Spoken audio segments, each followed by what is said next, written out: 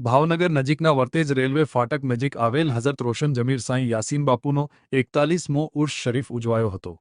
ઉર્ષ પ્રસંગે સનદ શરીફનું ઝુલૂસ યાસીન પીર બાપુની ખાનકા ઘાંચીવાડ મસ્જિદ પાસેથી નીકળી વિવિધ માર્ગો પર ફરીને વર્તેજ મુકામે પહોંચ્યું હતું। આ ઝુલૂસનું ઠેર ઠેર સ્વાગત કરવામાં આવ્યું હતું। ઉર્ષ પ્રસંગે દરગાહમાં સંદલ ઉર્ષ શરીફ, ચાદર શરીફ, સલાતો સલામ અને સામૂહિક દુઆઓ સહિત વિવિધ ધાર્મિક કાર્યક્રમો યોજાયેલ। આ ઉર્ષ પ્રસંગે મોટી સંખ્યામાં શ્રદ્ધાળુઓ ઉપસ્થિત રહ્યા હતા। આ ઉર્ષ શરીફના કાર્યક્રમને સફળ બનાવવા માટે ટ્રસ્ટના ટ્રસ્ટીઓ હાજી ઇકબાલભાઈ, હાજી અલારકભાઈ આગરિયા, હાજી રફીકભાઈ આગરિયા, ઉમરભાઈ લાકડિયા, આરીફભાઈ લાખાણી, કાળુભાઈ બેલીમ, સૈયદ આબિદ બાપુ, સૈયદ જાવેદ બાપુ સહિતના આગેવાનોએ ભારે જહેમત ઉઠાવી હતી।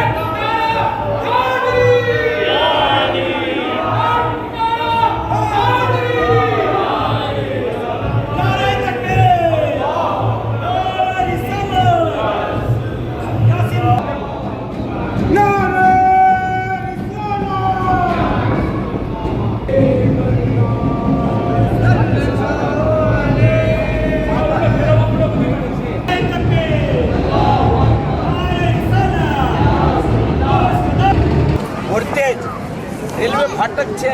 આ ફાટક વટ્યા પછી એક હજરત રોશન જમીર યાસીન પીર બાપુની મજાર શરીફ છે। દર વર્ષની પરંપરા મુજબ આ વર્ષે પણ એક શાનદાર ઉર્ષ શરીફનું આયોજન કરવામાં આવ્યું હતું। આ ઉર્ષ પ્રસંગે આપણે એક શાનદાર સંદલ શરીફનું જુલુસ કે જે યાસીન પીર દાદાનું ખાનકા કહેવાય છે, જે આપણા ઘાંચીવાડ મસ્જિદ પાસે છે, ત્યાંથી એક શાનદાર સીધી બાદશાહની અને બેન્ડ બાજા સાથે એક શાનદાર જુલુસ નીકળ્યું હતું। આ જુલુસ આપણા ભાવનગર શહેરના રાજમાર્ગો પર ફર્યું હતું। આપણે ત્યાં 41મો ઉર્ષ મનાવવામાં આવ્યો ને યાસીન બાપુની દરગાહ હિન્દુ મુસ્લિમ સમાજના બધી પબ્લિક અહીંયા આવે છે। એક સારો ભાઈચારો છે અમારે હિન્દુ મુસ્લિમમાં। અને આજે જે પ્રોગ્રામની જો વાત કરવામાં આવે તો સવારથી લઈને સાંજ સુધી કઈ રીતનો પ્રોગ્રામ હતો?